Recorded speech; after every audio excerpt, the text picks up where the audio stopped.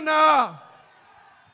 ఇప్పుడు మన ఎంపీ అభ్యర్థి బివై రామయ్య మాట్లాడాలని చెప్పి కోరుతున్నాను.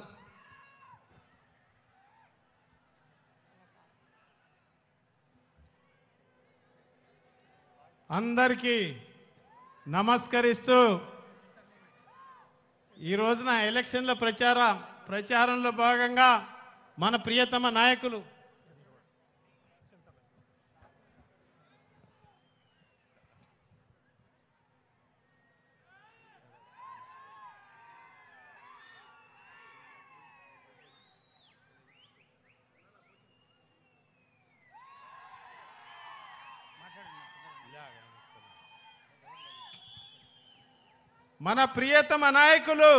వైఎస్ జగన్మోహన్ రెడ్డి గారు కొద్ది నిమిషాల్లోనే ఇక్కడికి రాబోతున్నారు.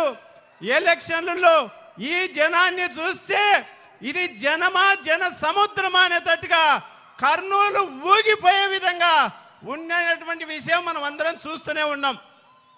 ఇక్కడ ఉన్నటువంటి ఈ కార్యక్రమానికి ముఖ్య అతిథులుగా మన ప్రియతమ ముఖ్యమంత్రి జగన్మోహన్ రెడ్డి గారు, అట్లాగే మన ఎమ్మెల్యే అభ్యర్థి అయినటువంటి ఇంతియాజ్ గారు, విజయ మనోహర్ గారు, పాణ్యం ఎమ్మెల్యే అభ్యర్థి అయినటువంటి కాట్సాని రాంభూపాల్ రెడ్డి గారు, నంద్యాల ఎంపీ అభ్యర్థి అయినటువంటి పోచా బ్రహ్మానందరెడ్డి గారు, హిందూపురం పార్లమెంట్ సభ్యులు గోరంట్ల మాధవ్ గారు, ఇంకా ఇక్కడ చేసినటువంటి వైఎస్ఆర్సీ పార్టీ నాయకులకు, కార్యకర్తలకు అందరికీ పేరు పేరున కర్నూలు పుర ప్రముఖులకందరికీ కూడా నా హృదయపూర్వక నమస్కారాలు తెలియజేసుకుంటూ, యుద్ధానికి ఎంతో టైం లేదు. ఇంకా 13వ తారీఖు కేవలం 4 రోజుల్లో యుద్ధం ముగియాలి.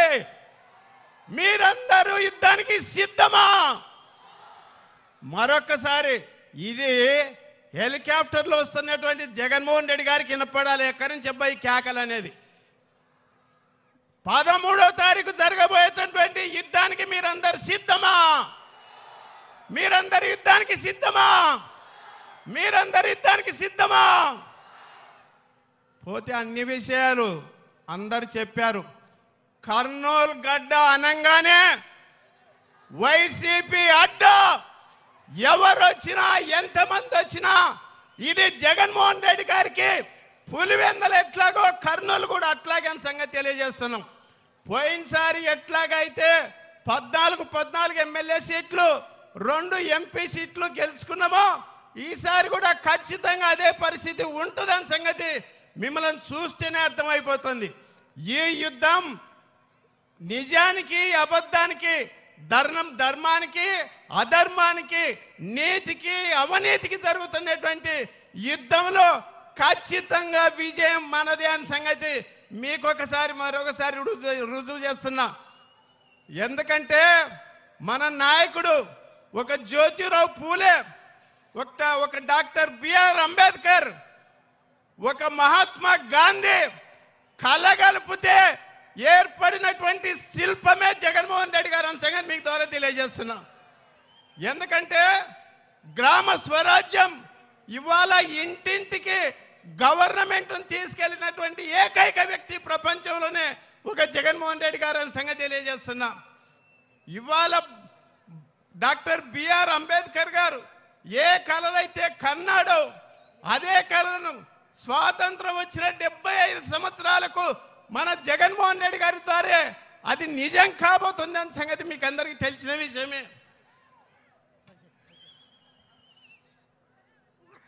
రిజర్వేషన్ల విషయంలో ఒక సామాజిక విప్లవం తీసుకొచ్చినటువంటి వ్యక్తి, బీసీలలో 139 కులాలను గుర్తించి జ్యోతిరావు పూలే మళ్ళొక్కసారి పుట్టుకొచ్చినాడని చెప్పి గుర్తు చేసినటువంటి వ్యక్తి, ఇన్ని రకాలుగా సంక్షేమం, అభివృద్ధి,